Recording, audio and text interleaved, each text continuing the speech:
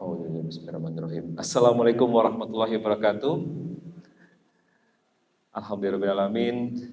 Allahumma sholli ala Muhammad wa ala ali Muhammad. Alhamdulillah Allah pertemukan kembali di kajian Kasmaran, kajian Sakinah Mawaddah Warahmah Semarang yang alhamdulillah berjumpa lagi setelah lebaran ya. Selama Ramadan kami sibuk untuk fokus Ramadan. Ya, alhamdulillah ketemu lagi di bulan Syawal. Mohon maaf lahir batin, saya Obin mewakili teman-teman dari Dawam dan juga seluruh yang bertugas di kajian Kasmaran. Mohon maaf apabila ada salah hilaf atau mungkin menyindir ya. Dan alhamdulillah hari ini temanya juga mungkin curhatan salah satu anggota Dawam kali ya. Tetap romantis meski dompet tipis. Kita tahu teman-teman semuanya, akhir-akhir ini banyak sekali berita yang menyatakan bahwa sesaat lagi di bulan Juni akan ada perubahan besar dalam ekonomi dunia, bukan cuma di Indonesia. Dan itu pengaruh tentunya ke mindset yang takut, khawatir, bahkan sekarang udah mulai menipis dompetnya. Nah, bagaimana menyikapi itu? Atau sudah dalam posisi itu? Ya insya Allah malam hari ini kita akan banyak ngobrol bersama dengan guru kita, pengasuh dari Dawam, yaitu Ustadz Alfian Yusuf, yang alhamdulillah juga sudah hadir di tengah-tengah kita. Langsung aja kita panggil, ini dia Ustadz Alfian Yusuf. Silakan Ustadz. Insyaallah. Halo wassalam untuk teman-teman yang hadir langsung ke Masjid Al-Fahulia ya. Ini sudah masuk ke 8 bulan 8. Assalamualaikum Ustaz. Assalamualaikum. Mohon maaf lahir batin ya. Insyaallah. Biasanya ketemunya sambil makan di angkringan kan. Ini angkringan ketemu lagi di sini. Iya. Nanti lama-lama angkringannya pindah ke sini yang Arsa ya. Oke, Ustaz. Sebelumnya ini saya mau terima kasih dulu untuk teman-teman yang mendukung dakwah ini. Ada teman-teman dari Jahar Movement, kemudian AJA Indonesia, kemudian ada Muslim Brotherhood, Yayasan Indonesia, dan Muslimah Basketball Semarang. Yeah. Dan juga teman-teman semua yang mungkin hilaf sudah disebutkan, terima kasih sudah mendukung ya. Baik Ustaz, tetap romantis meski dompet tipis. Ada tulisan truk ya, saya bilang tulisan truk aja ya, yang bilang quotes ya. Itu ada uang, istri sayang gitu. Yeah. Nah, itu tulisan truk loh ya. Tapi ketika dompet tipis, istri menghilang. Nah, berpaling mungkin paling muka lah, tidurnya nggak mau menghadap suami lah. Ya. Itu gimana? Apakah itu wajar atau? Baik, saya mulai dulu. Bismillah. Alhamdulillah wassalatu wassalamu ala Rasulillah wa ala alihi wa ashabihi wa ala amma ba'd. Tetap romantis meski dompet tipis. Ada uang abang disayang, nggak ada uang abang ditendang. Bener tuh, itu yang di mana yang di tulisan belakang truk itu. Terus ada lagi gini, senyummu tangisan dompetku. Ya. Ada-ada aja gitu. Tahu-tahu aja ya. Ya, jadi kenapa muncul sebuah quote seperti itu? Karena memang kita mengetahui ya bahwa laki-laki itu fitnahnya atau ujian terberatnya adalah perempuan. Sedangkan perempuan ujian terberatnya adalah harta. Ya kan? Maka ya kalau seorang laki-laki bekerja mencari uang dengan penghasilan yang banyak, apa yang dia cari? Dia punya sebuah goal atau sebuah tujuan, yaitu mendapatkan perempuan yang dia idamkan. Walid ya? Salah. Walid, nah Dewi boleh? Aduh, nauzubillah ya. Itu sebelah langsung panasan gitu ya. Aduh ya Allah. Kok ya ada kayak gituan gitu ya Allah. Kok ya bener gitu kan. Keresahan saya sampai terjawab dalam film itu soalnya. Oke, lanjut. Ya, jadi tetapi kemudian perempuan dia misalkan memiliki satu pesona di dalam tubuhnya, di dalam dirinya, di dalam fisiknya gitu kan. Maka yang dia cari itu bukan goal utamanya bukan laki-laki yang ganteng, tetapi laki-laki yang berduit. Beruang. Pan ya? Ya, laki-laki beruang. Beruang, bener. Lagi tahu itu film kayak beruang tuh jumbo. Ya. Jadi maka kemudian berdasarkan orientasi utama kebanyakan orang ini, gitu kan, maka kemudian ya tergiringlah sebuah opini bahwasanya seolah-olah perempuan itu semata-mata orientasinya adalah ke masalah uang. Sendu ya, seneng duit. Senang duit ya. Maka kemudian si laki-lakinya mencoba meratapi itu. Dikarenakan kenapa sih istri saya kok begini, istri saya kok kalau masalah uang, kalau masalah duit, masalah ini kok ngejarnya minta ampun kayak gitu. Bahkan tadi kan sempat sampai ada sebuah quotes, ada uang abang disayang, nggak ada uang abang ditendang. Sekarang ada lagi, Ustaz. Ada antam abang disayang, ada antam abang dibuang. Karena lagi naik-naiknya nih perhiasan Mas ya. Kalau nggak ada antam, apa diantem. Ya. Kalau dibilang-bilang. Jadi itu jadi sebuah hal yang mau tidak mau kemudian ada di sekeliling kita dan kita menyaksikan sendiri, kita mendengar sendiri tentang hal-hal semacam itu. Sehingga kemudian saya juga di masyarakat yang modern sekarang menemukan di mana ada seorang laki-laki yang ya kita membahasakan cintanya tulus. Oke. Begitu pula sebaliknya, ada seorang perempuan yang cintanya tulus. Bahwa ketika seorang laki-laki ini tidak bisa mendapatkan seorang perempuan yang sesuai dengan standarnya, standar keinginan dia. Padahal misalkan seorang laki-laki itu memang sebetulnya dia ini kalau kita menghitung level antara 0 sampai 10 mungkin dia levelnya 7. Harusnya setidaknya dia juga mendapatkan seorang perempuan dengan level 7 dari sisi fisiknya. Tetapi ternyata seorang laki-laki ini dia mendapatkan seorang istri yang mungkin nilainya levelnya 5 atau 6 di bawahnya. Tetapi dikarenakan rasa cinta dia kepada Allah itu lebih dia utamakan, maka kemudian dia bisa memupus hal-hal buruk yang mengganggu di sekeliling rumah tangga dia. Jadi awal semua kedamaian itu adalah ya Allah tujuannya. Saya mengambil kesimpulannya ke situ. Selama masalah itu berat, tipis apapun dompet, tapi kalau tujuannya Allah akan terasa. Betul. Jadi keharmonisan, ketentraman, sakinah, kebahagiaan yang ada pada sebuah rumah tangga itu salah satu kunci utamanya adalah kalau kita menyandarkan rasa cinta kita kepada Allah. Kalau kita menyandarkan rasa cinta kita kepada, misalkan nih seorang laki-laki menyandarkan rasa cintanya hanya kepada fisik. Meskipun dia seorang laki-laki ini memiliki level fisiknya 7 dan dia mendapatkan seorang istri dengan level fisiknya 9, kan sudah bagus banget tuh. Tapi karena dia orientasinya hanya fisik, suatu saat ketika dia mendapati seorang perempuan dengan nilai 9,5, nah kan, karena orientasi dia ke sana gitu kan. Oleng ya. Orientasi cintanya jadi berubah arah gitu kan. Kenapa? Loh, bukannya kamu sudah dapat perempuan yang sesuai dengan yang kamu harapkan? Bukankah dia itu ya sesuai dengan kriteria yang kamu harapkan, bahkan melebihi kriteria yang kamu harapkan? Kenapa kamu masih seperti itu? Ya karena memang orientasinya ke sana. Berapapun dia dapat, betapapun dia mendapatkan itu, gak akan pernah puas. Begitu. Ya, ada beberapa kasus teman-teman saya yang nikahnya mewah, habisnya mungkin lebih dari 1 miliar. Tapi ketika bagian itu tadi dia goyang, dia carinya cuma yang dia mau. Ketika istrinya ada masalah dan dia nggak suka, ya sama aja tengok kanan kiri. Iya betul. Ini dari sudut pandang seorang laki-laki yang memiliki orientasi terkait dengan masalah fisik seorang perempuan. Sedangkan kalau tema kita berarti kan di sebelahnya gitu kan, seorang perempuan yang memiliki sebuah cita-cita ataupun sebuah orientasi utama bahwa saya mendambakan seorang laki-laki yang memiliki banyak duit, kemapanan atau keuangan yang baik atau yang bagus semacam itu. Maka sekiranya dia mendapatkan seorang laki-laki yang dengan nilai keuangan 9 itu tadi, suatu saat dia melihat bahwasanya ada seorang laki-laki yang lain yang memiliki nilai 9,5.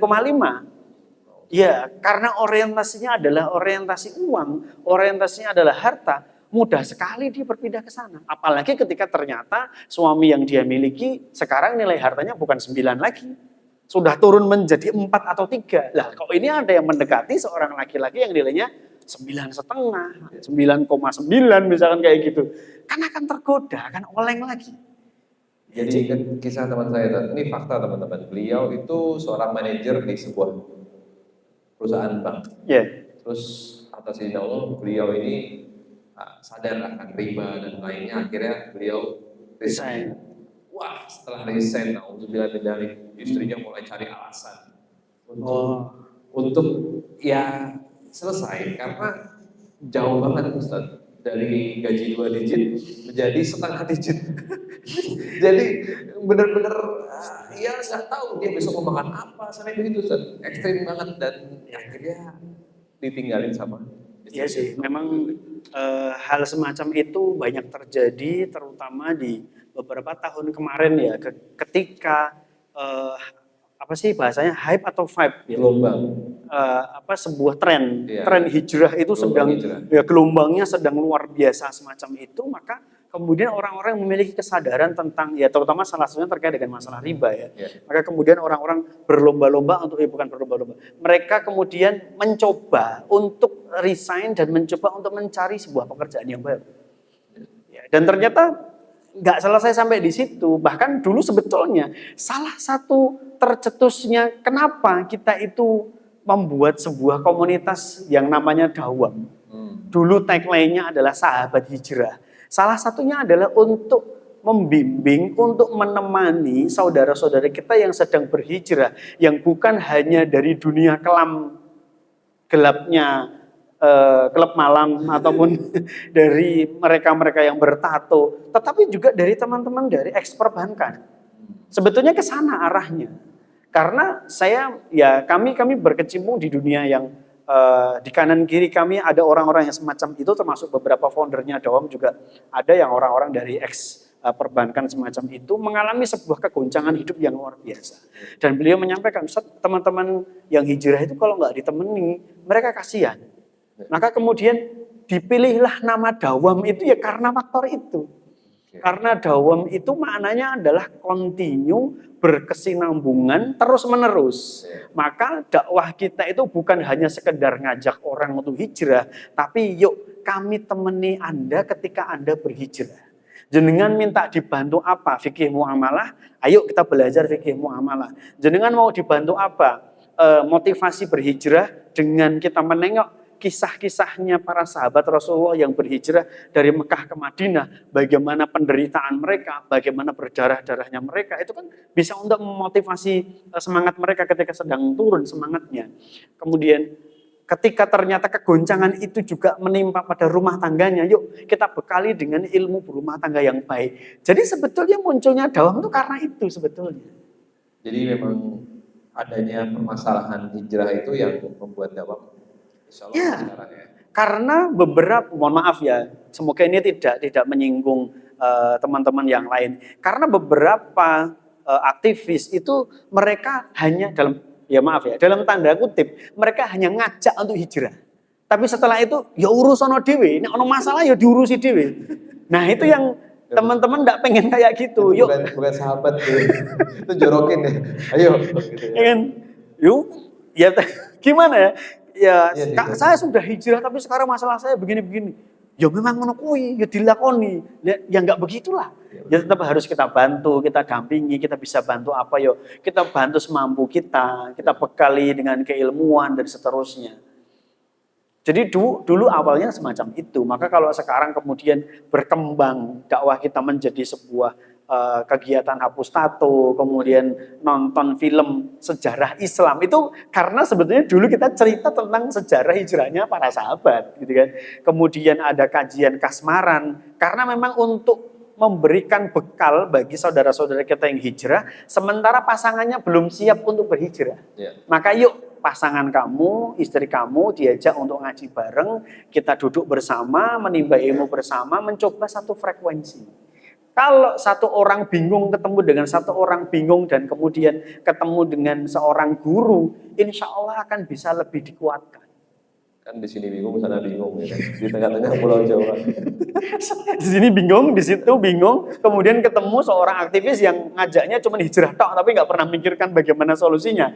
Ya. Ya kan jadi petaka gitu kan. Dulu sahabat hijrah, sekarang sahabat dahsyat ya. Apa Oke. tuh sahabat dasar? Itu Ustaz. Jadi baiknya ketika udah tahu nih si, mohon maaf ya, sebut aja ya, si istri ini selalu permasalahan masalah ekonomi. Berarti yang dibalikan adalah tauhidnya, dibalikan adalah kepercayaan dia sama Allah. Itu tadi ya. Ya, Tapi jawabannya selalu misalnya gini, terus kapan? Kapan itu Ya, terjadi? Kapan ya. hal itu terjadi, Mas? Kamu bergelimang harta, kapan, Mas? ya memang terus kemudian kita tidak bisa menghukuminya dengan hitam putih. Kamu tuh nuntut uang terus, kamu berarti tidak tawakal kepada Allah.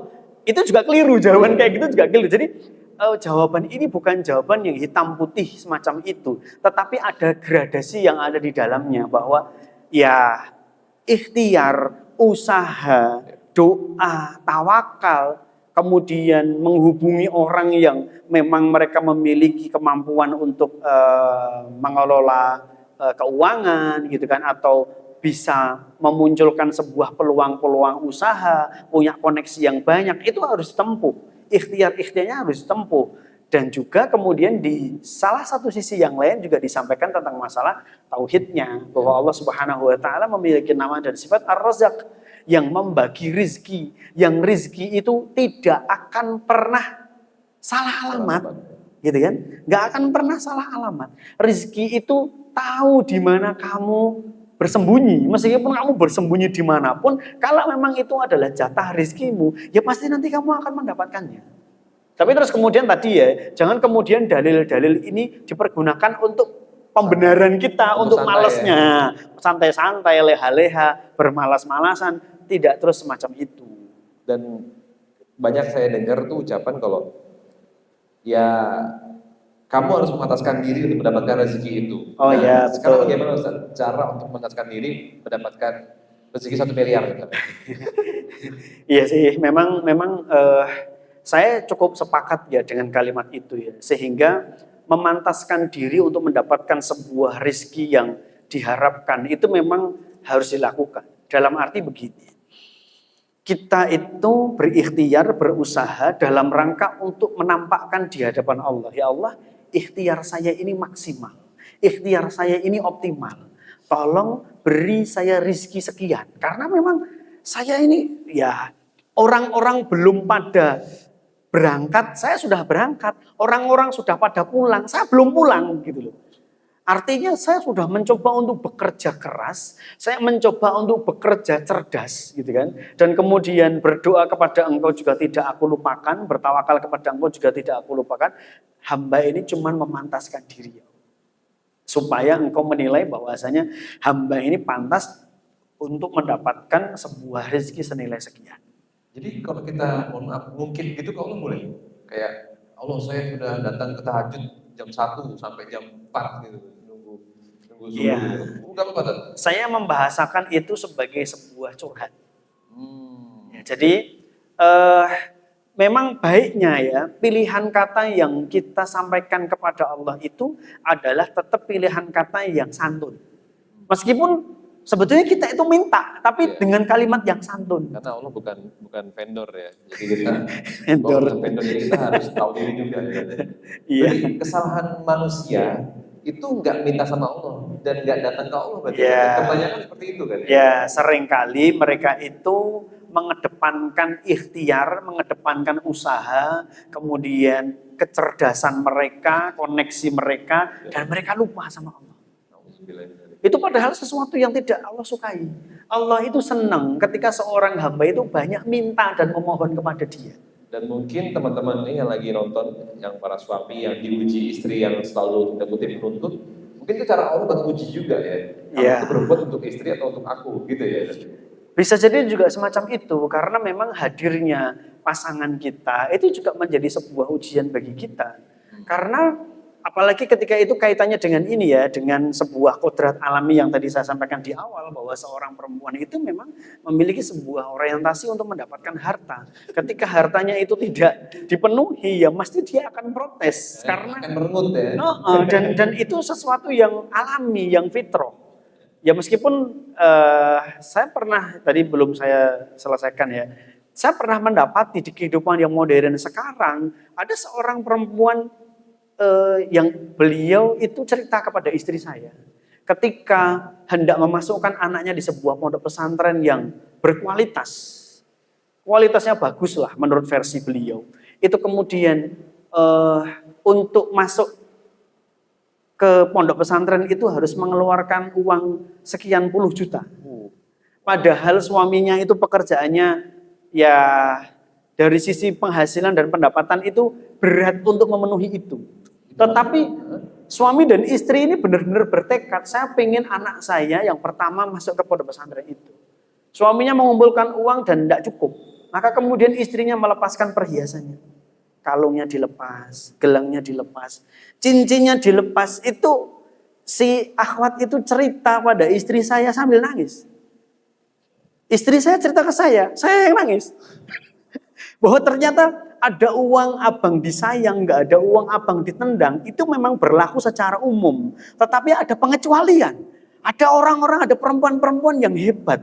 Yang mana dia ketika suaminya berada pada sebuah tembok tertentu dan tidak bisa bergerak, udah nggak berkutik, nggak bisa menghasilkan lagi. Ternyata dia melucuti perhiasannya. Ini tolong dijual. Supaya anak kita bisa masuk ke pondok pesantren yang kita cita-citakan. Itu apa nggak bikin nangis itu? Itu Masya Allah luar biasa. Luar biasa. Saya tahu penghasilan beliau berapa. Dan saya tahu di pondok pesantren itu membayar SPP per bulannya berapa, saya juga tahu. Itu ya Allah, padahal anaknya bukan. Ini kayaknya bukan ini deh, bukan ponpes deh, itu kayaknya sekolah dokter ya. Padahal anaknya bukan cuma satu yang buat pesantren, ada beberapa yang dibuat pesantren. Dan ajaibnya adalah Allah selalu sediakan jalan keluar. Itu ajaibnya. Tapi itu hanya untuk orang-orang yang percaya ya teman-teman ya. Kalau masih ragu sama Allah nggak bisa hanya dari situ. Oke, jadi kunci utamanya memang satu frekuensi sama istri ya. Nah, itu menjadi sebuah pendukung, bukan hanya sekedar pendukung dari sisi hati dan mental bahwasanya saya dan istri seia sekata, kemudian kami tidak banyak berdebat tentang permasalahan ini. Tetapi di sisi yang lain, ketika suami dan istri satu frekuensi, suara doa yang mereka panjatkan kepada Allah itu sama. Bukan orang yang bertentangan bahwa saya pengen anak saya di pondok pesantren itu meskipun mahal, maka dia berdoa kepada Allah, ya Allah, mampukan saya untuk bisa membayar. Istrinya nggak setuju. Saya nggak mau di pondok pesantren itu, saya maunya di sekolah negeri. Ya Allah, jangan sampai anak saya masuk pondok pesantren. Nah, suaminya berdoanya anaknya masuk pondok pesantren, istrinya berdoanya anaknya tidak masuk pondok pesantren. Nah, doanya kan bertolak belakang. Malaikat yang mendengar kedua doa ini, akhirnya kamu schooling akhirnya kan. Ribet nih orang tua nih. Ya kan, malaikatnya yang dengar, ini kok orang tua nggak pada kompak, ini gimana sih? Memang satu frekuensi kuncinya teman-teman ya. Betul. Dan memang untuk memilih pendidikan memang harus ada obrolan yang lebih dalam sama pasangan. Ya, mungkin yang belum nikah belum connect, tapi nanti akan merasakan itu ya. Ya, bagi yang belum ya kalau kita ini kaitannya dengan masalah dompet, persiapan dari sejak sekarang. Saya memberikan sebuah edukasi bahwa ini contoh kan. Ya. Ketika seseorang pacaran, mereka keluar uang enggak? Ya. Keluar uang untuk apa? Untuk makan, beli parfum biar wangi. Parfum. Parfum di masjid beri parfum lah. Untuk makan, traktir kan, untuk nonton, beli bensin, jalan-jalan, untuk pergi ke mall, untuk belanja ini itu dan lain-lain. Nanti hari jadi, hari ulang tahun, kan ngeluarin duit banyak. Maka anniversary tiap hari ya. Stupid cost ya, biaya kebodohan yang kamu lakukan itu mending kamu saving, kamu simpen. Untuk apa? Untuk masa depan ketika nanti menikah. Udah nggak usah pacaran. Duit-duit yang harusnya tadi keluar dengan mubazir yang sia-sia atau bahkan naudzubillah ya bernilai dosa, sebaiknya disimpan. dibelikan emas Antam. batangan, Antam dong, antam. iya kan? Kayak gitu-gitu Dibelikan ya. emas batangan atau dibelikan tanah 1 kol, 2 kol, 1 Ya. ember, 2 ember misalkan gitu kan. Itu supaya apa? Supaya antum memiliki sebuah cara pikir, cara pandang ke depan. Karena dulu saya ketika saya masih kuliah belum menikah itu dimotivasi oleh salah seorang ya ustadz lah di kota Semarang. Ya. Mas, jenengan belum menikah kan? Jenengan masih kuliah kan? Mungkin masih beberapa tahun lagi. Saran saya jenengan nabung.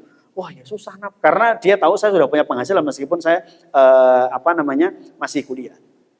Dia menceritakan, saya meskipun pekerjaan saya adalah begini, yang nggak perlu saya sebutkan ya karena ada yang kenal di sini. Oh, iya. Pekerjaannya apa? Saya meskipun belum nikah, saya itu sudah beli rak-rakan, sudah beli kasur, sudah beli dipan, sudah beli lemari. Dengar tuh jomblo tuh. Ya, meskipun belum punya nama calon istrinya siapa, akan menikah dengan siapa, tapi beliau sudah mempersiapkan itu semua. Kalian beli pulsa. Pulang beli pulsa aja loh. Jadi ketika besok berumah tangga, meskipun belum punya rumah sendiri, masih ngontrak, perabot sudah ada. Sudah punya rak-rakan, sudah punya kasur, spring bed misalkan, kemudian sudah punya dipan, sudah punya ini itu dan seterusnya. Itu di dalam pikiran saya, wah asik nih, menarik nih. Iya. Itu kemudian ketika beliau menikah, perabot sudah siap semua. Meskipun belum punya rumah, hanya tinggal ngontrak saja. Mencukupkan uang untuk ngontrak, tapi perabot sudah ada semua. Masya Allah. Itu Masya Allah. Cerdas ya. Luar biasa Saya itu. dulu, saya ambil mobil Ustaz, alhamdulillah. Dan saya yakin istri saya punya rumah. Alhamdulillah ya, jangan ditiru ya. Tapi bener loh, apa yang kamu pikirkan itu akan jadi nyata kan? Kan memang gitu kan? Oh iya. Apa namanya? Ana abdi dzanni bih. Aku berdasarkan prasangka hamba. Bener teman-teman, nyatanya bener. Mobil saya bermanfaat juga, rumah dia bermanfaat juga. Aduh, tapi jangan ditiru ya. Ini analogi yang parah ya. Oh iya, delalaya. Allah ya kan.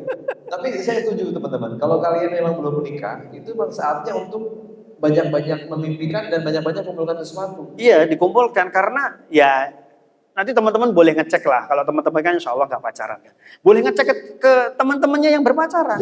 Cobalah sebulan kamu menghabiskan duit untuk kos pacaran tuh berapa? Untuk bilang untuk teks terus ya kan, Iya. terus ya kan. Iya, itu habisnya berapa? Dan itu lebih baik kalau disimpan atau kemudian dibelikan emas batangan itu tadi, atau dibelikan tanah atau dibelikan perabot. Itu Masya Allah lebih bermanfaat itu. Bahkan saya cerita ya, saya itu belum menikah, itu saya beli meja kursi sofa, saya beli meja makan 1 set.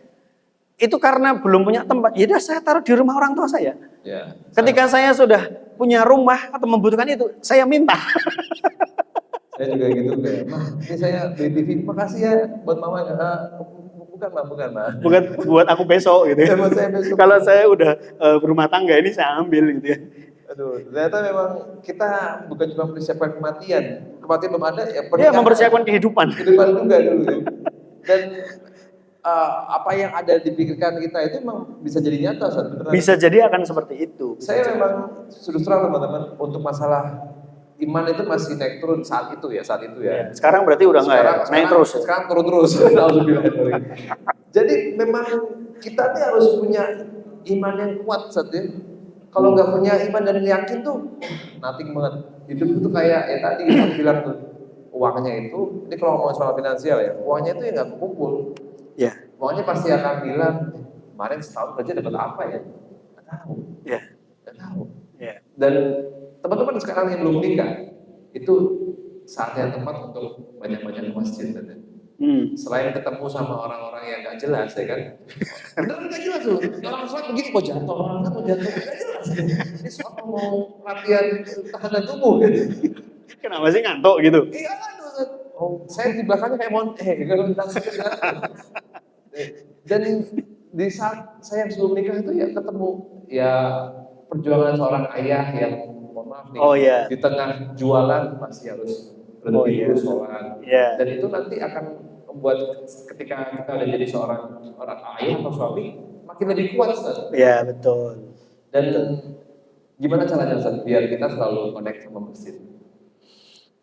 Jadi ada banyak ya hal yang bisa kita pergunakan ataupun dalil ataupun kisah untuk mencintai masjid ya. Salah satunya kan 7 golongan yang akan mendapatkan naungan dari Allah Subhanahu wa taala di hari akhir, yang mana pada saat itu tidak ada naungan apapun kecuali naungan dari Allah. Salah satu golongannya kan adalah pemuda yang hatinya senantiasa tertaut dengan masjid. Pemuda ya? Iya. Orang-orang tua berarti biasa aja? Ya karena orang tua biasalah, mereka rajin ke masjid itu biasa. Coba sekarang dilihat masjid-masjid di kampung kalian, kebanyakan kan orang tua dan anak-anak. Ya. Pemudanya di mana gitu kan? Pertanyaannya di situ. Pemudanya ini jamak kosor. Jangan kosor.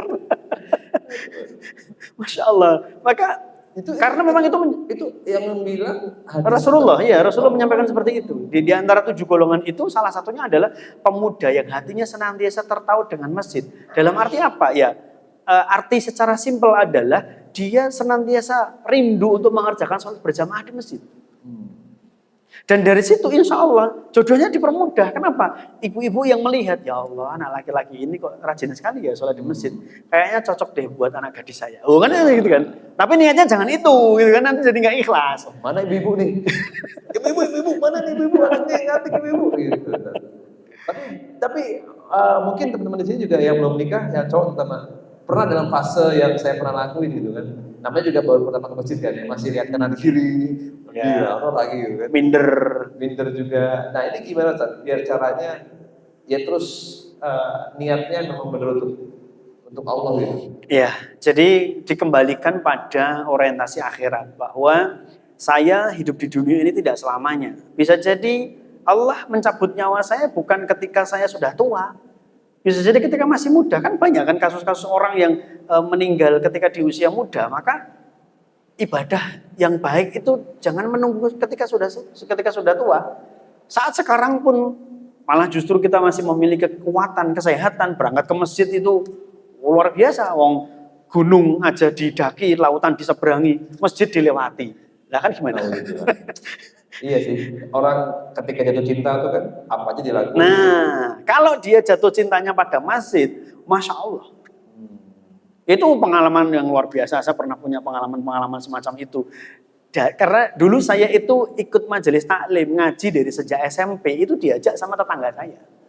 Dari SMP? Ya, dari SMP udah ngaji tuh. Ya ikut halakoh di kampung, di masjid dekat rumah, itu diajak sama tetangga saya. Sekarang tetangga saya nggak ngaji. Jadi kebalikan, yang ngajak itu malah udah enggak. Alhamdulillah saya tetap alhamdulillah sampai sekarang.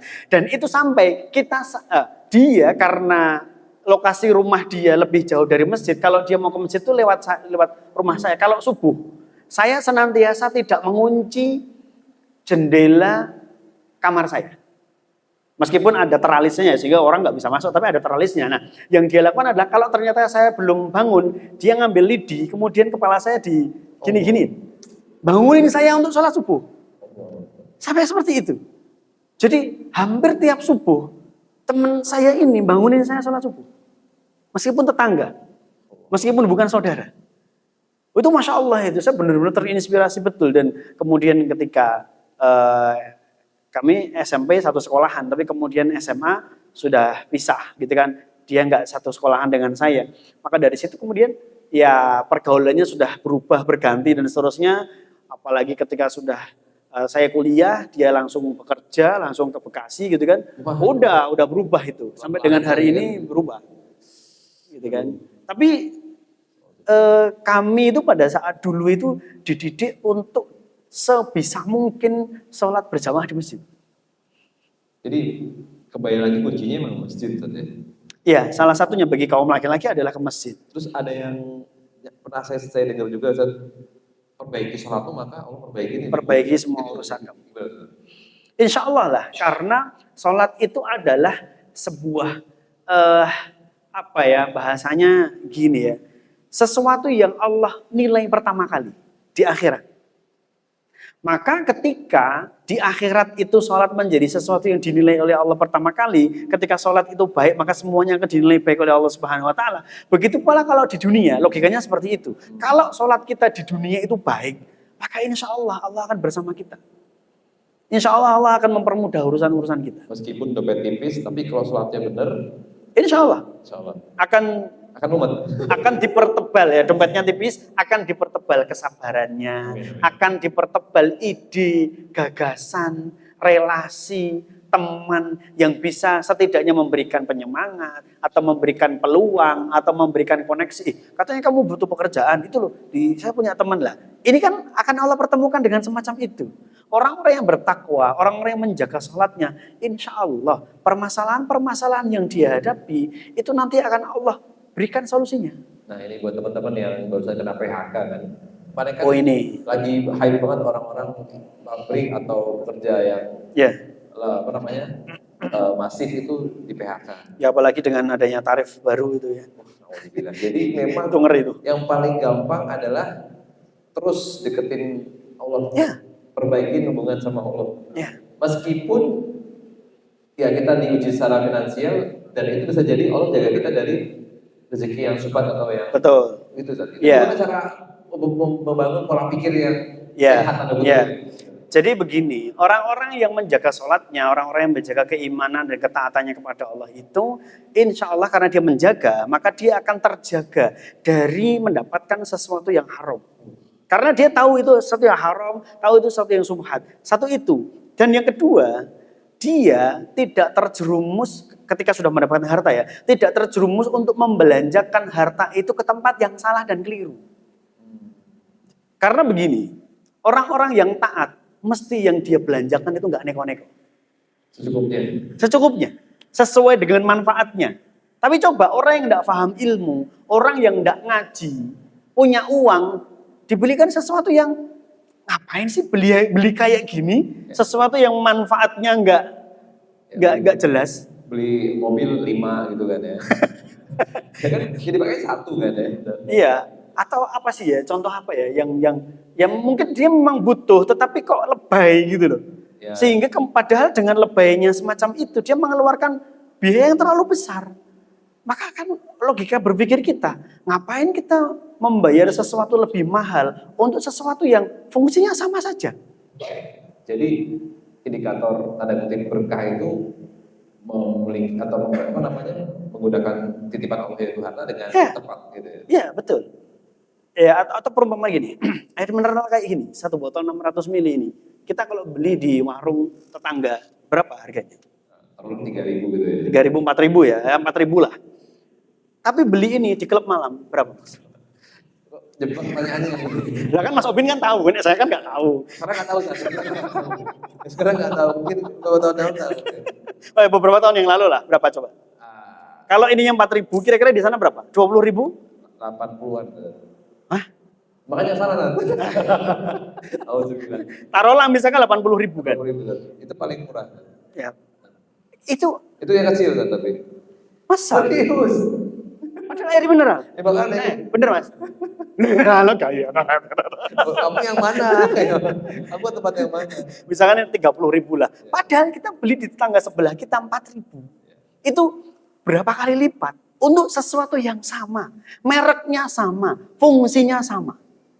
Dan kalau kita membedakan antara dua pola kehidupan orang ini, dia hidupnya biasa-biasa saja dan kemudian dia belinya di tetangga sebelah. Sedangkan orang ini karena kehidupannya di klub malam, maka kemudian dia mengeluarkan biaya yang lebih mahal. Kan begitu? Untuk apa kita membayar sesuatu yang lebih mahal untuk sesuatu yang sama nilainya?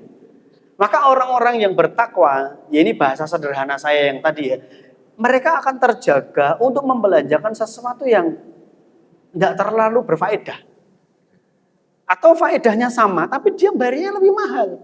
Gitu kan. Mereka-mereka yang mungkin, mohon maaf ya, senantiasa beli air mineralnya di klub malam, mendengar kalau beli di tetangga sebelah harganya 4.000, mengatakan, masa sih kayak gini 4.000? Wah, gak masuk akal lah. Gak percaya saya. Gila tuh yang jual gitu. Sementara di sisi yang satunya yang biasa beli 4.000, dengar kalau di klub malam harganya 30.000. Gila bener itu yang jualan kok 30.000. Yang sana komentar ke sini gila, yang di sini komentar ke sana gila. Jadi mana-mana tetap di Kita berada di zaman edan ya, di mana orang sana mengatakan yang sini gila, orang sini mengatakan sana gila. Sama, misalkan gini juga. Seorang akhwat berpakaian muslimah syar'i. kemudian dia mendengar sebuah cerita bahwasanya kalau sekali lagi ya mohon maaf ya, di klub malam mereka pakai pakaian yang mini. Maka kemudian si akhwat yang berpakaian syar'i berpikir, kok ada ya seorang perempuan yang mau menjual auratnya dengan harga yang murah semacam itu? Gila bener orang itu.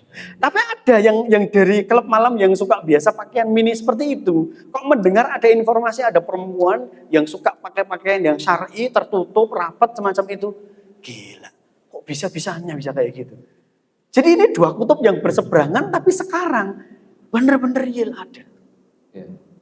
Gitu kan. Bahkan dikatain lebay ketika sholat 5 waktu. Ini kan kewajiban. Tuh alim banget tuh sholat 5 waktu. Ya, coba pakaian-pakaian mini mereka yang ada di klub malam itu harganya dengan pakaian-pakaian muslimah syar'i mahalan mana? Mahal mana? Yang Ya, syar'i? jelas mahal yang butik lah. Oh ya. Butik syar'i. Oke, jadi memang ciri-ciri keberkahan hidup adalah kita mendapatkan apa yang Allah kasih dan membelanjakannya dengan yang pada fungsinya. Pada fungsinya, nggak perlu selebay itulah ketika kita menginginkan sesuatu. Karena ya sekali lagi ya, misalkan kalau kita bercermin atau mengingat pada saudara-saudara kita yang tertindas, terjajah di Palestina gitu kan, di Suriah dan seterusnya. Atau ya sekarang Suriah sudah merdeka alhamdulillah, atau di beberapa belahan bumi kaum muslimin yang lain. Itu kan kalau sekarang kita kemudian mencoba untuk membeli sesuatu yang neko-neko, itu harusnya cerminan kita adalah ke mereka gitu kan. Kita menganggap mereka saudara apa enggak? Kalau iya, ya udahlah sesuai dengan fungsinya aja dulu. Nanti kemudian sebagian ditasarufkan ke sana, kan begitu kan. Insya Allah itu lebih menyelamatkan. Oke, gitu. Jadi buat teman-teman yang ngerasa hidupnya masih melihat orang lain, itu berarti salah kan? Ya, melihat orang lain terkait dengan masalah harta, dia melihatnya ke atas. Itu keliru. Kalau tas bukan merek ini nggak mau. Sepatu bukan merek ini nggak mau. Butik kalau bukan yang ini nggak mau. Itu kan ya berarti kita masih berpikir tentang masalah gengsi. Padahal fungsinya sama.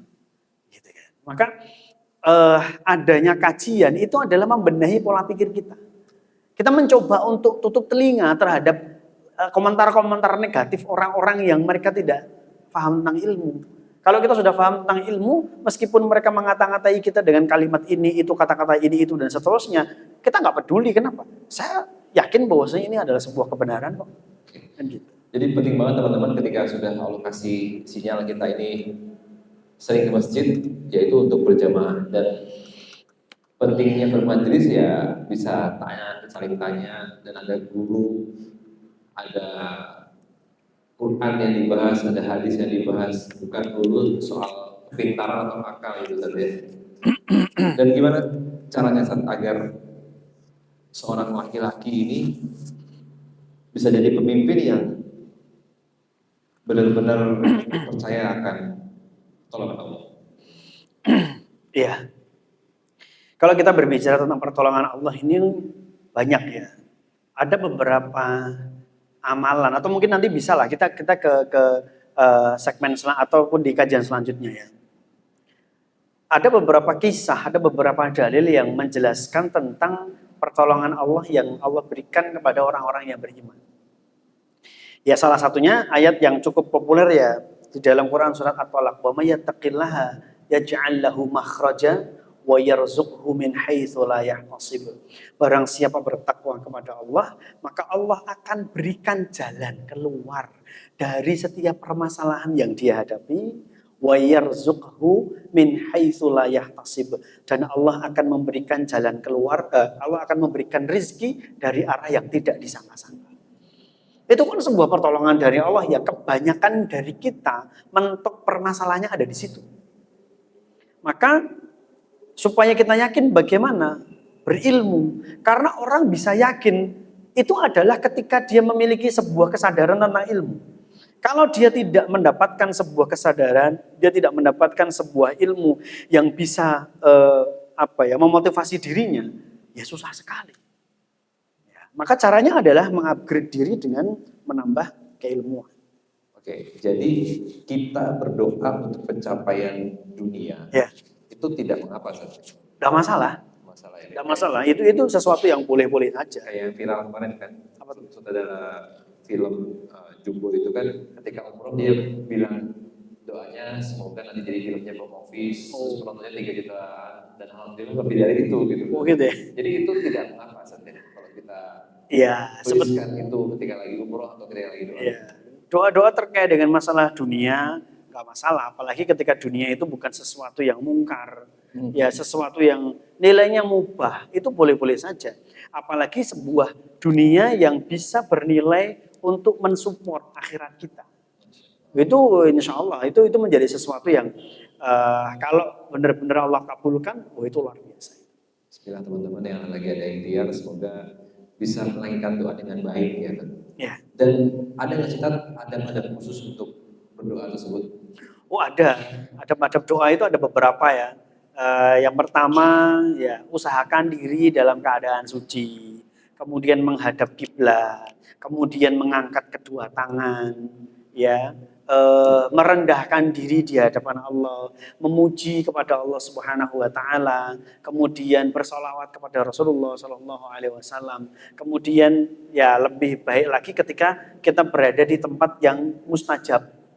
Lebih baik lagi ketika kita berada di waktu-waktu atau timing yang mustajab juga, gitu kan. Itu insya Allah doanya akan lebih berpotensi untuk dikabulkan oleh Allah. Dan jangan khawatir kalau sekiranya doa kita tidak dikabulkan oleh Allah, itu sebetulnya ada sebuah kabar gembira. Yang pertama, Allah lebih mengetahui mana yang lebih baik. Ternyata bisa jadi apa yang kita minta itu tidak baik terhadap kita di mata Allah. Yang kedua, bukannya Allah tidak mengabulkan, tetapi timingnya tidak sekarang, ditunda. Atau yang ketiga, Allah akan memberikan ganti yang lebih baik. Bukan itu yang lebih baik buat engkau, tapi aku ganti dengan yang lebih baik. Atau yang keempat, ketika ternyata sampai dengan akhir hayatnya tidak dikabulkan oleh Allah, padahal Allah berjanji, ud'auni astajib lakum. Berdoalah kepadaku, maka aku akan mengabulkan. Maka besok akan menjadi sebuah tabungan doa di akhirat. Hamba-hambaku yang di dunia pernah meminta, memohon kepadaku dan ternyata belum aku kabulkan. Sekarang mintalah kalian kepadaku, pasti akan aku kabulkan. Jadi intinya adalah seburuk apapun keadaan, kita harus husnuzon. Ya, sama Allah. betul. Husnuzon itu modal yang sangat mahal di dalam membangun sebuah keyakinan atau keimanan kita kepada Allah. Mungkin teman-teman yang lagi diuji sangat-sangat berat ya, maupun finansial atau pasangan atau apapun, tetap harus cari husnuzonnya. Ya, harus husnuzon. Ada sesuatu yang lebih baik yang Allah rencanakan yang kita nggak tahu. Karena itu masa depan itu adalah sesuatu yang gaib. Ya. Apalagi mungkin di beberapa waktu yang lalu, ya ada beberapa akhwat jamaah kajian Kasmaran itu yang menyampaikan biodatanya kepada kami, gitu kan. Sementara ikhwannya belum ada yang siap, gitu. Itu kan juga menjadi sebuah ujian. Oh iya. Ya Allah, Ustaz, usia saya sudah sekian, Ustaz, gitu kan. Aduh ya Allah, ya gimana ya? Ikhwannya juga banyak yang belum siap, gitu kan. Saya udah ada 3 akhwat nih, yang Ikhwan belum ada. Sama. Ya. Iya, Ayo, kirim CV-nya. Itu kan akhirnya kemudian menjadi sebuah ujian tersendiri bagi para akhwat. Sehingga kalau kalian tidak dekat dengan majelis ilmu, bisa jadi suatu saat nanti kalian akan merasa kelelahan di dalam jalan kebenaran ini. Karena kalian tidak dekat dengan ilmu. Kalian tidak dekat dengan orang yang berilmu. Kalian tidak dekat dengan orang-orang yang bisa menyemangati kalian di dalam menuntut ilmu dan istiqomah di atas jalan kebenaran. Kemudian yang ada di sekitar kalian adalah orang-orang yang senantiasa menggembosi. Loh, Tante kan udah bilang kan, itu loh sama calon yang Tante ajukan. Sementara ya, calonnya kayak gitu. Bukan masalah fisiknya, bukan masalah hartanya, tapi masalah akhlaknya, masalah sholatnya yang belum benar gitu. Kamu udah dikasih tahu, sekarang tahu sendiri kan, usiamu sekarang udah sekian. Lah, denger kayak gitu terus menerus. Sementara nggak pernah gabung ke majelis taklim, nggak pernah memperkuat keimanan, ya akhirnya akan luntur juga. Gitu. Terus gimana cara kita agar tetap bisa husnuzon sementara melihat banyak kasus tuh orang-orang yang ke masjid aja Nauzubillah salah. Nauzubillah malah mencela Islam. Itu gimana tuh? Iya. Ya mungkin analogi yang bisa kita bangun begini ya. Eh, yang mereka rajin ke masjid saja ternyata malah justru melakukan sesuatu yang buruk. Apalagi yang tidak rajin ke masjid.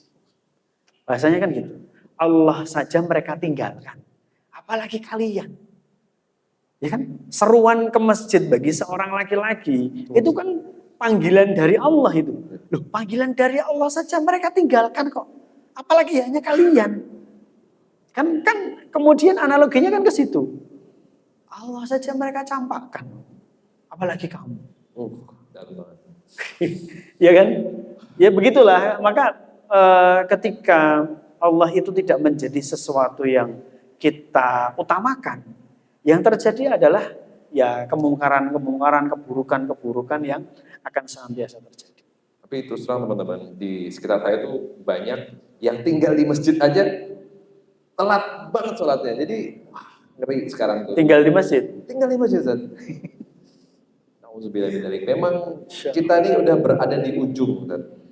Kalau mungkar ya mungkar, kalau baik ya baik. Dan memang harus menunjukkan kebaikan, Ustaz, kalau nggak mau ya. Atau gimana, Ustaz? Ya sih, memang sekarang mungkin kita sedang berada di masa di mana kebaikan atau amal soleh itu, apalagi kebaikan dan amal soleh yang itu sangat mungkin dilihat banyak orang, itu memang harus ditunjukkan. Untuk apa? Mewarnai dunia ini, di mana dunia ini sekarang banyak dikotori dengan kemungkaran-kemungkaran yang di blow up. Ya tapi tetap tentu saja dengan sebuah ini ya, penjagaan hati agar kita tidak sombong, agar kita tidak ujub, menjaga tetap kita berada pada garis keikhlasan.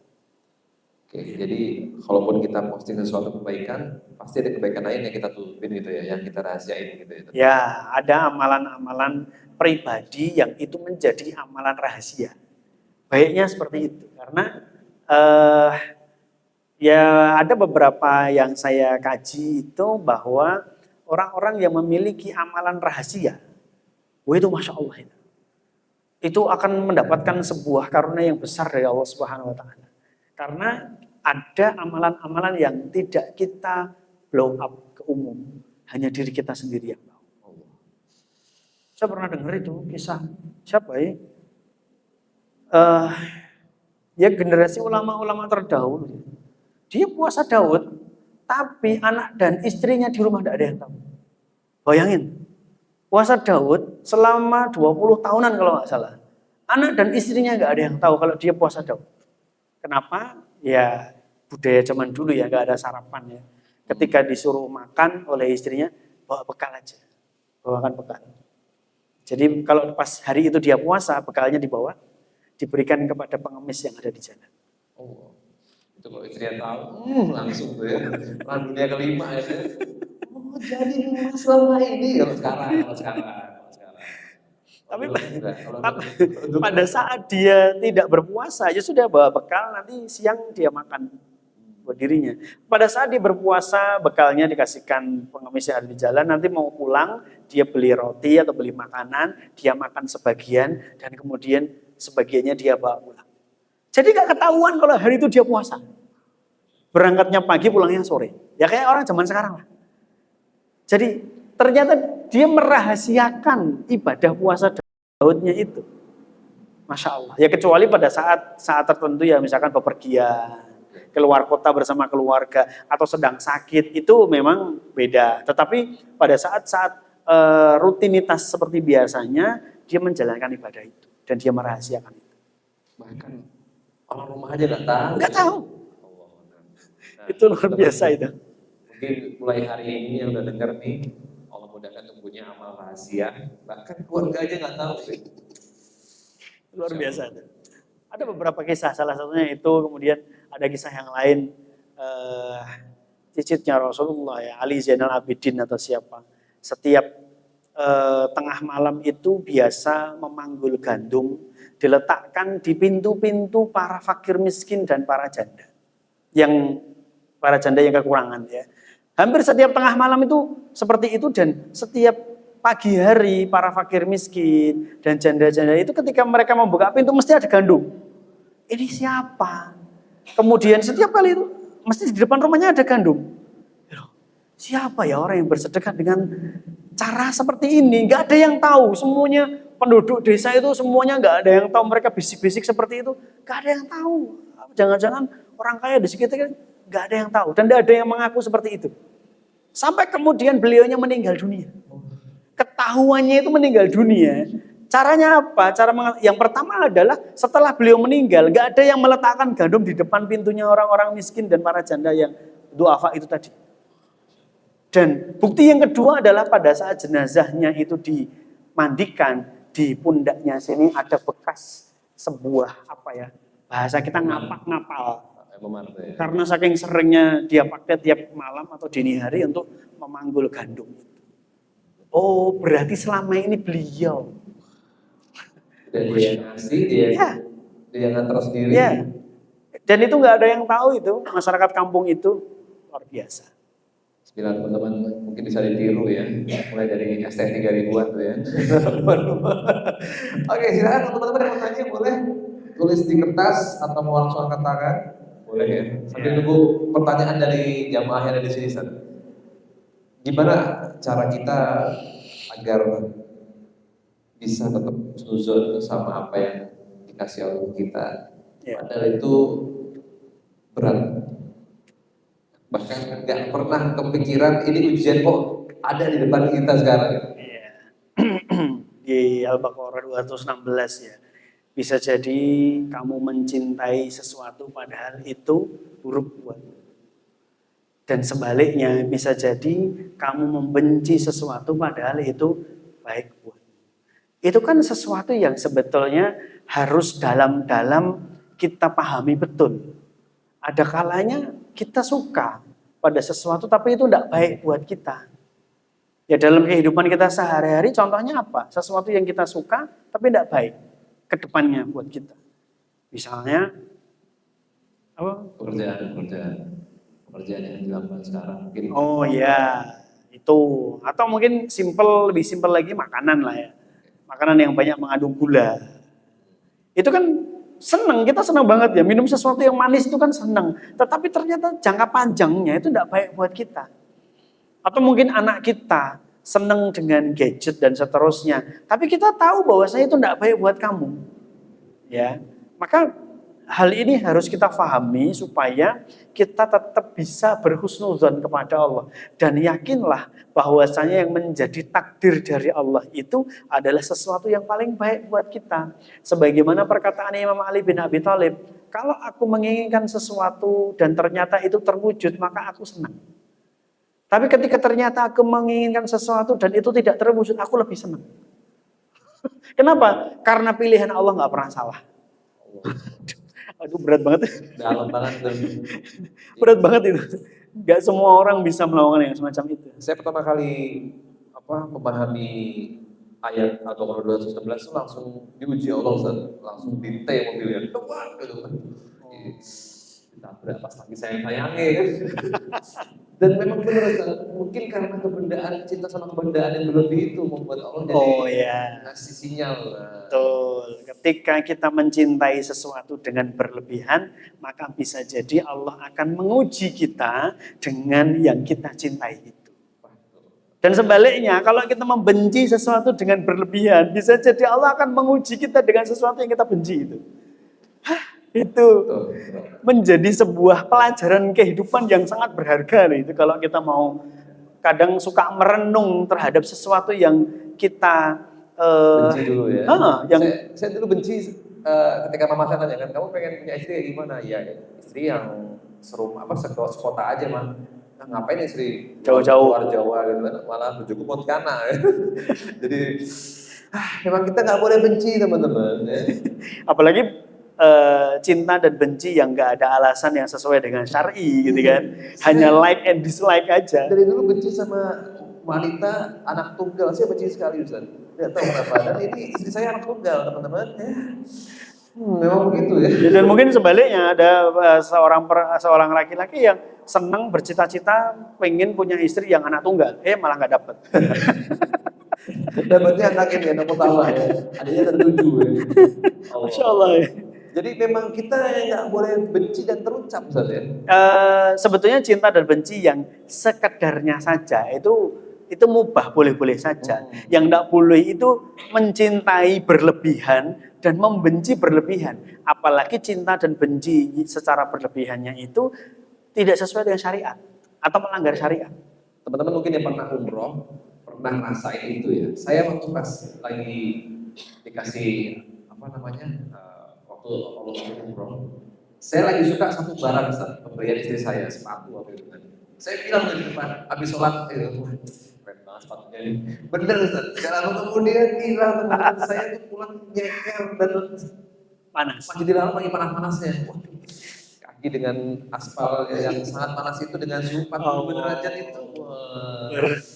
Jadi memang nggak boleh sedikit pun kita tak ujub sama hal yang selain Allah tadi. Ya terutama ketika kita takjubnya tidak memuji kepada Allah. Gak ada alhamdulillahnya. Ya, nggak ada alhamdulillahnya, nggak ada masya Allahnya. Itu kadangkala terus langsung kita mendapatkan sesuatu yang kontan. Ya, teguran yang kontan. Buat teman-teman yang suka ngomong, aku kican sangar, gak mau aku. Nah itu, siap-siap habis ini diuji kalian ya. Jadi gimana caranya agar laki-laki terutama menurunkan ego untuk bilang itu tadi. Oh ini aku raiso loh. Nah itu gitu. Ya itu agak susah ya, karena apalagi ketika itu memang menjadi sesuatu yang sudah biasa dia lakukan, kemudian memang di sekitarnya dia adalah orang yang paling berpengaruh. Kalau tidak dimulai dari sebuah penyadaran diri, bahwasanya segala sesuatu itu terjadi atas kehendak Allah Subhanahu wa Ta'ala, itu tidak benar-benar kita dudukkan di hadapan dia dengan baik, ya susah sekali untuk diajak kembali ke pemahaman yang benar. Berarti kesimpulannya orang-orang yang seperti itu jauh dari Allah. Bisa jadi begini, jauh dari Allah untuk poin seperti itu. Tapi poin-poin yang lain kayak sholat, sedekah, puasa, tilawatil Quran, itu mungkin baik dia. Tetapi untuk ibadah hati, sekali lagi kita sekarang ngomongin ya dari kemarin-kemarin gitu kan, untuk ibadah hati yang satu ini bergantung kepada Allah Subhanahu wa Ta'ala, dia minus. Bisa jadi ibadah-ibadah yang lain dia dekat, tapi terkait dengan masalah ini, satu poin ini, dia kurang. Karena dia dihormati orang lain. Nah, betul. Seringkali setiap kegiatan yang dia handle itu berhasil, itu kadang-kadang menjadikan seseorang ujub, bangga diri. Dan itu Allah tidak suka. Bersyukur kita rakyat jelata ya teman-teman ya, biasa ya. Tidak harus validasi dan lainnya gitu kan. Oke, jadi apapun yang Allah kasih di depan kita itu adalah yang terbaik. Pasti yang terbaik. Meskipun ini ya, gini ya. Ya, karena kita sedang belum mengetahui saja apa hikmah di balik itu semua. Kita belum tahu. Kita diuji dengan yang semacam ini, kita diuji yang semacam itu. Kemudian kita mengeluh kepada Allah karena memang kita belum mengambil sebuah hikmah dan pelajaran di situ. Tapi ketika sudah ketemu hikmahnya, oh Masya Allah. Jadi ternyata selama ini Allah menyimpan hikmah itu di belakang. Gitu. Dan kita kadang nggak tahu bahwasanya ada sebuah pelajaran berharga di balik itu semua. Insyaallah. Silakan teman-teman ada yang mau tanya. Oh, ada. Okay. Silakan sebutkan nama akun TikToknya apa. Kodam. Waalaikumsalam.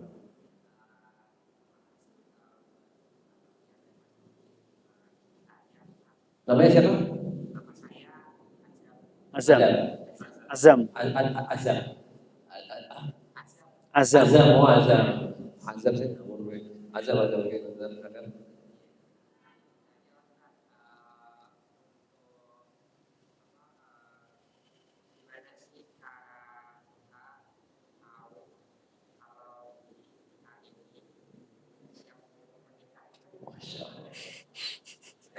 Tuh, yang nanya kamu pas sebelahku itu. Jangan-jangan dibisikin sama sebelahnya. Aku tolong takok kayak gitu. Takok kayak aku piye aku siap belum gitu.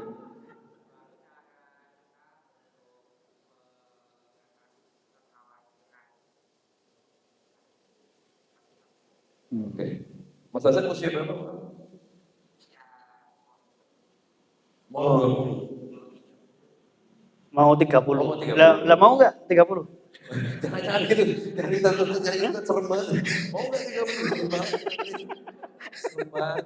Oke, terima kasih Mas Adam. Cukup ya? Oke, silakan. Ya, untuk mengetahui kita siap menikah atau belum, ya sebetulnya ketika seorang pemuda dikatakan sebagai ba'ah atau mampu untuk menikah itu adalah banyak para ulama yang menjelaskan itu dari sisi apa ya, bahasanya saya paling enak apa tadi? Dari sisi biologis. Biologis, oke. Kalau dia dari sisi biologis itu bisa memfungsikan biologisnya itu, Oke. paham ya? Enggak paham. Pusing deh. Berarti sudah siap nikah, gitu Oke, kan? ketika udah gak kuat gimana gitu ya? Atau gimana? Bukan tidak kuat, bahwa fungsi biologisnya itu sudah berjalan dengan baik, Oke. normal, berarti dia siap nikah.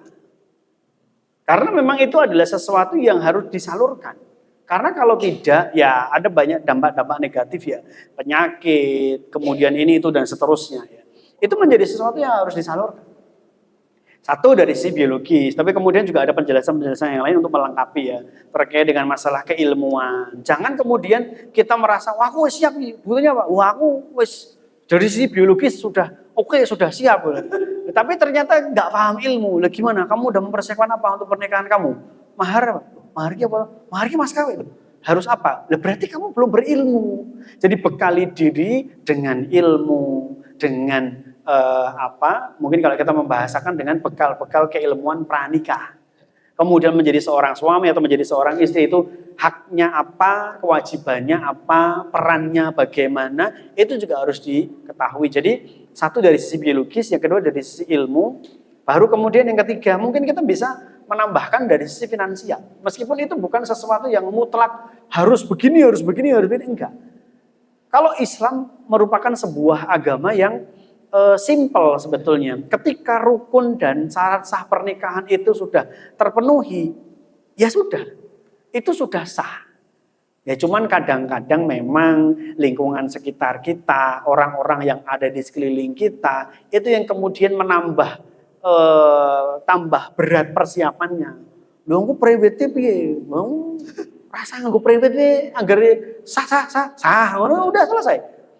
Lah kok resepsine piye? Sound sistemnya nggone sapa? Tratake nyewa ngendi? Kemudian gaunnya, baju pengantinnya mau pakai yang cara bagaimana? Kemudian pelaminannya nanti sewa bagaimana?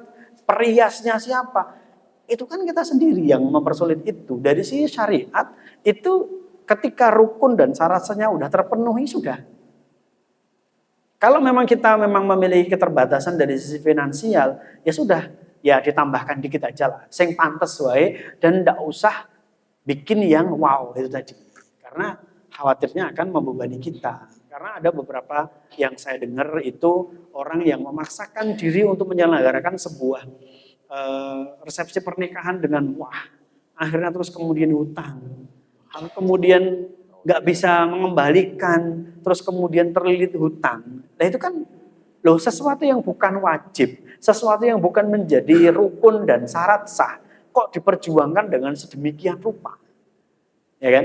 Dan akhirnya malah justru membebani diri sendiri dan keluarga, kan kasihan sekali. Jadi ya dari sisi biologis, kemudian membekali diri dengan ilmu, kemudian dari sisi finansial mungkin yang selanjutnya, gitu. Allah alam. Satu lagi tadi apa? Kekhawatiran ya?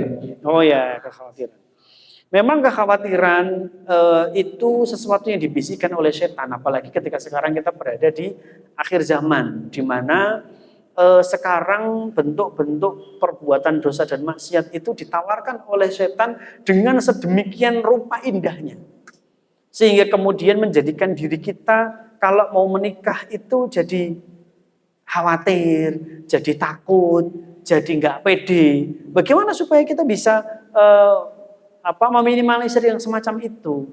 Banyak-banyaklah, ya kembali lagi ya, tips saya adalah banyak-banyaklah berilmu, berkumpul, bergaul, berkomunikasi, berinteraksi dengan orang-orang yang berilmu, yang mana mereka bisa menasihati kita, mereka bisa memberikan saran kepada kita, mereka yang sudah berpengalaman sudah menikah sekian puluh tahun, orang-orang yang kita pandang kehidupan berumah tangganya berjalan dengan baik, itu kita minta advice dari beliau, itu kan insya Allah akan meminimalisir itu semua. Jadi seringkali kesalahan kita di dalam menunda pernikahan itu adalah karena faktor mindset atau pola pikir.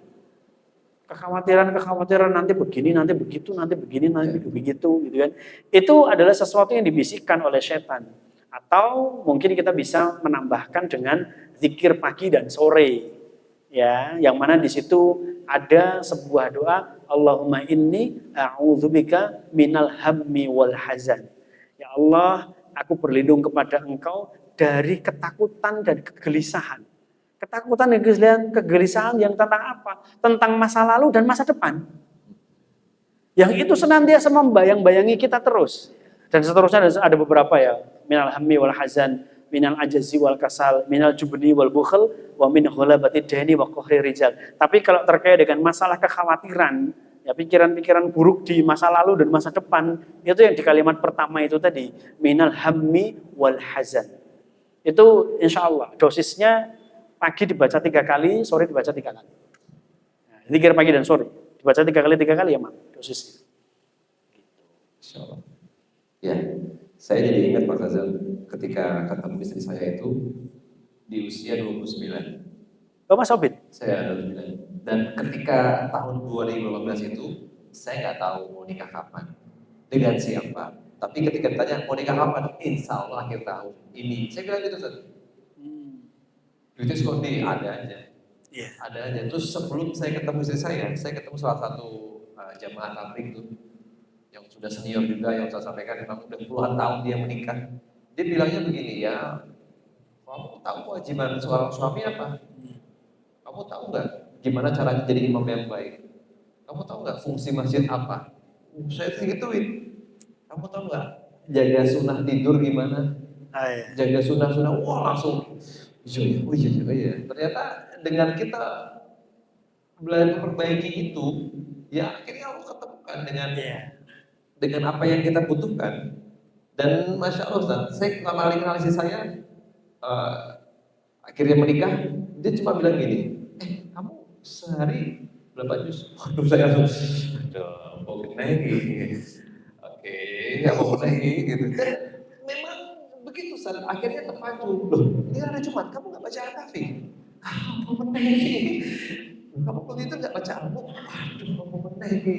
Dan begitu teman-teman. Jadi memang itu yang kita butuhkan. Jebakan-jebakan paksaan iman itu yang mungkin selama ini kita rindukan. Nah, cari di situ. Amalan-amalan yang belum pernah kita lakukan, ditanya-tanya lagi. Ternyata memang ya bukan jodoh itu cerminan, tapi jodoh itu paksaan kita untuk dekat sama Allah. Oh nggak mau teman-teman, isin harus bagi larang tuh. Kasih yuk, kasih. Kayak sesuatu itu dulu gitu kan. Dan memang teman-teman yang dirahmati Allah, semoga itu juga kejadian dengan teman-teman Bama Azam dan juga yang belum menikah. Nggak tahu kamu mau gimana? Emang kalau dulu gimana ceritanya? Ketemu istri dan akhirnya menikah. Apakah ada jebakan iman yang saya lakukan itu yang saya hadapi dulu? Enggak ada lah, saya normal-normal aja Mas. Kita taruh dikenalkan oleh murabi saya,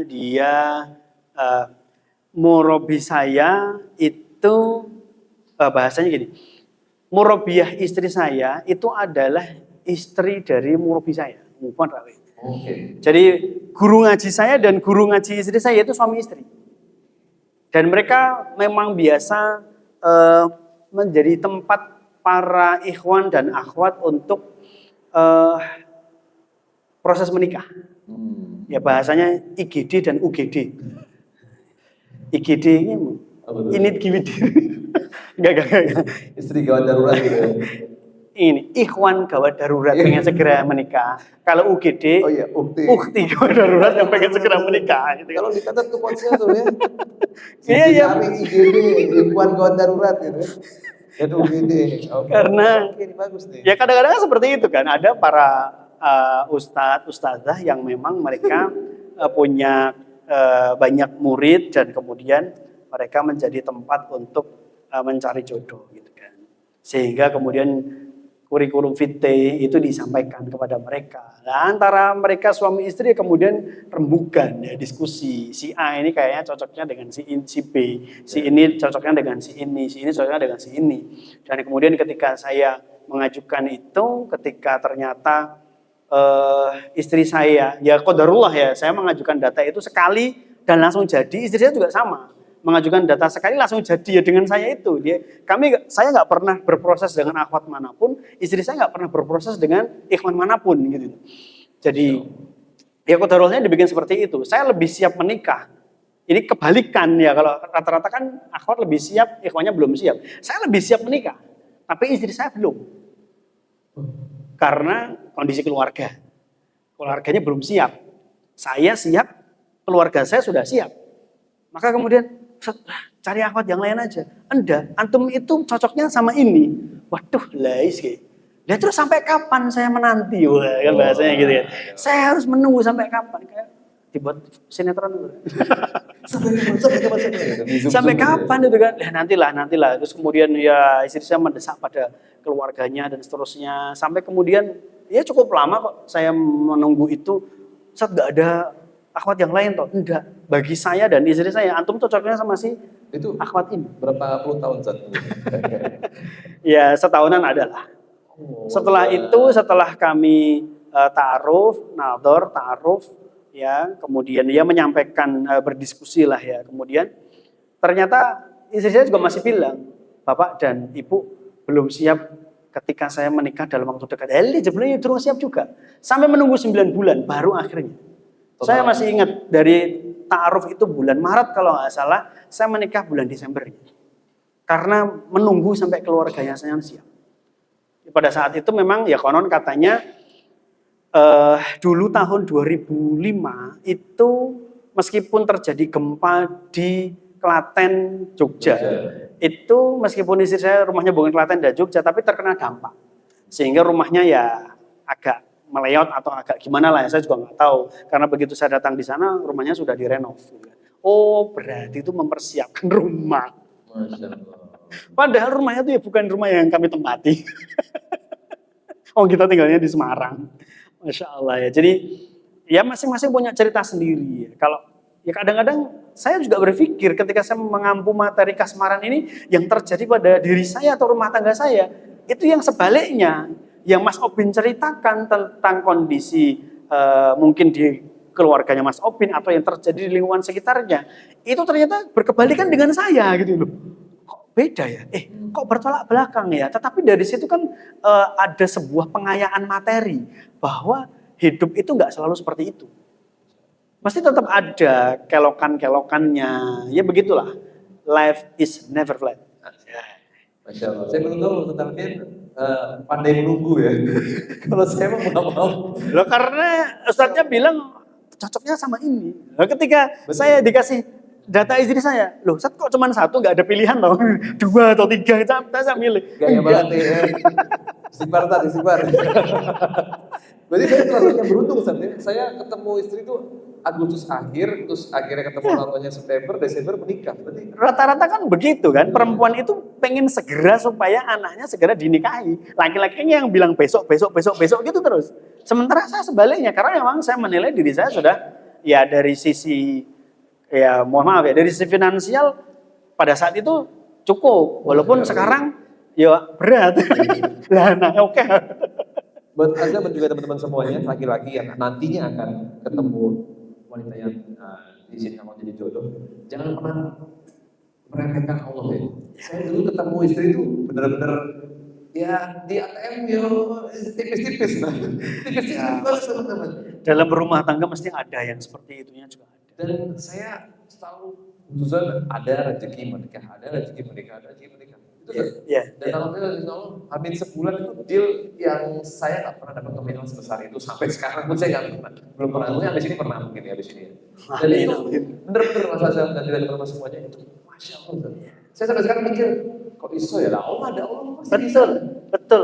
Sering kali ya mungkin dari bapak-bapak, ibu-ibu yang hadir di sini pernah seperti itu. Karena saya pun juga seperti itu. Dikalkulasi di atas kertas, kebutuhan kami sekeluarga untuk bulan besok, karena memang ada sebuah momen-momen tertentu yang daftarkan anak ke pondok, mau bayar daftar ulang, mau bayar ini, itu, dan seterusnya. Itu ketika kita kalkulasi, walau kok nominalnya fantastis. Tapi ternyata Allah berikan kemudahan. Dan itu kalau kembali dihitung lagi realisasinya, kayak tidak masuk akal. Loh kok bisa gitu kan? Maka ya kekhawatiran-kekhawatiran yang tadi sempat disampaikan itu ya seringkali hanya sebatas sebagai sebuah kekhawatiran. Ya memang ada kalanya kekhawatiran itu benar-benar terjadi, memang ada kalanya. Tetapi tidak selalu kadang-kadang. Apalagi terkait dengan masalah finansial. Karena ternyata Allah sudah mengatur itu semua. Remeh itu tadi ya. Ya bagi Allah tuh mudah sekali, nominal segitu bagi Allah tuh apa sih? Bismillah. Gitu kan. Teman-teman yang masih khawatir untuk menikah, sekali lagi banyak-banyak percaya sama Allah. Baik, adonannya terakhir silakan. Oke, udah pada paham semua ya, insya Allah ya. Berarti minggu depan nikah ya. Amin, amin yang belum amin ya. Oke, Ustaz, izin untuk menutup dengan doa. Ya, baik. Alhamdulillah kita di kesempatan malam hari ini memulai kembali kasmaran setelah 1,5 bulan kita libur ya. Semoga kita diberikan kekuatan, keimanan ya, kemudian diberikan kesehatan, diberikan kemudahan untuk senantiasa bisa beristiqomah di dalam kajian kita di kesempatan malam hari ini. A'udzubillahi minasyaitonirrajim. Bismillahirrahmanirrahim. Innallaha wa malaikatahu yusholluna 'alan nabi. Ya ayyuhalladzina amanu shallu 'alaihi wa sallimu taslima. Allahumma shalli wa sallim wa barik ala nabiyyina wa habibina wa syafi'ina wa maulana Muhammad wa ala alihi wa ashabihi ajma'in wa man tabi'ahum bi ihsanin ila yaumiddin. Walhamdulillahi rabbil alamin. Hamdan syakirin, hamdan na'imin, hamdan ni'amahu wa yukafi'u mazidah. Ya Rabbana lakal hamdu kama yanbaghi li jalali wajhika karami 'azimi sultanik. Allahumma taqabbal minna salatana wa siyamana wa qiyamana wa ruku'ana wa sujudana ya Allah ya Rabbal alamin. Allahumma a'inna ala dzikrika wa syukrika wa husni ibadatik. Rabbana zalamna anfusana wa illam taghfir lana wa tarhamna lanakunanna minal khashirin. Rabbana la tuzigh qulubana ba'da idh hadaitana wa hab lana min ladunka rahmah innaka antal wahhab. Rabbana ighfir lana wa li ikhwanina alladhina sabaquna bil iman wa la taj'al fi qulubina ghillan lil ladzina amanu rabbana innaka ra'ufur rahim. Rabbana hab lana min azwajina wa dhurriyyatina qurrata a'yun waj'alna lil muttaqina imama. Rabbana atina fid dunya hasanah wa fil akhirati hasanah wa qina adzaban nar wa qina adzaban nar wa adkhilna jannata ma'al abrar ya aziz ya ghaffar ya rabbal alamin. Subhana rabbika rabbil izzati amma yasifun wa salamun alal mursalin walhamdulillahi rabbil alamin bi barakatil Fatihah. A'udzubillahi minasyaitonir rajim.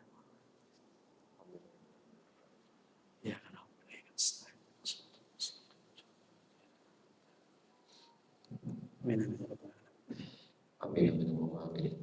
Alhamdulillah teman-teman, hari ini kita belajar bahwa memang harus banyak-banyak berprasangka baik sama apa yang Allah berikan ke kita. Karena yang buruk pasti itu yang baik untuk Allah.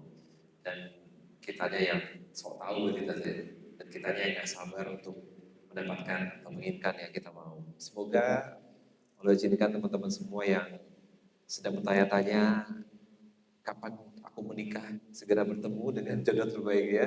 Dan teman-teman yang sedang berikhtiar kapan semuanya mudah, semoga Allah mudahkan semuanya. Yang baik-baik datang dari Allah, yang perlu dari kami. Mari kita tutup dengan alhamdulillah dan juga doa faqafatul kita bersama-sama. Alhamdulillah. Baik, untuk malam hari ini menunya western apa Ustaz? Apa Japanese. Oke, mendoan berarti ya. Cendol. Silakan aja dong. Cendol. Oke, baik. Silakan teman-teman yang akhwat boleh ambil dulu ya. Yang ikhwan besok subuh ambilnya ya. Terima kasih sekali lagi. Jangan lupa setiap Sabtu ada kasmaran di Masjid Al-Aulia. Jumat ada lagi Ustaz? Di Al-Sad minggu depan masih? Sepertinya ya belum tahu ya. Mungkin sudah bisa dimulai. Oke. di Arsa ada angkringan Arsa setiap hari buka dan juga ada kajian Arsa ya. Dari Rabu insya Allah akan ada nonton bareng film ini ya Sahabat Nabi Ashabul Kahfi dan juga hari Jumatnya insya Allah akan ada kasmaran di Arsa. Baik, jangan lupa juga untuk follow Instagramnya Dawam dan juga YouTube channelnya Dawam Official. Terima kasih. Wassalamualaikum warahmatullahi wabarakatuh.